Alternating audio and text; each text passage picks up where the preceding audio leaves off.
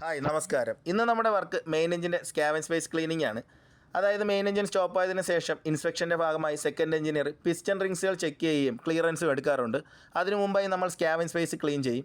ഇത് ക്ലീൻ ചെയ്യുന്നത് കൊണ്ട് മെയിൻ എഞ്ചിൻ്റെ എയർ ഫ്ലോയും എഫിഷ്യൻസിയും കൂടും. ഇത് ക്ലീൻ ചെയ്തില്ലെങ്കിൽ സ്കാവൻ സ്പേസ് ഫയർ ആവാനുള്ള ചാൻസും കൂടുതലാണ്. വൈപ്പർ നേരെ പകുതിയായപ്പോൾ തന്നെ വെള്ളം കുടിക്കാനായിട്ട് പോയി. ഞാൻ മറ്റൊന്നും നോക്കിയില്ല, നേരെ ക്ലീനിങ് സ്റ്റാർട്ട് ചെയ്തു. ഞാൻ ബോയിലർ സൂട്ട് ഹാഫിൽ കെട്ടി വെച്ചേക്കുന്ന മറ്റൊന്നും കൊണ്ടല്ല, ഒടുക്കത്തെ ചൂട് കാരണം ബ്ലോവറിൽ നിന്നുള്ള കാറ്റ് എനിക്ക് പ്രോപ്പറായിട്ട് കിട്ടാത്തത് കൊണ്ടാണ്.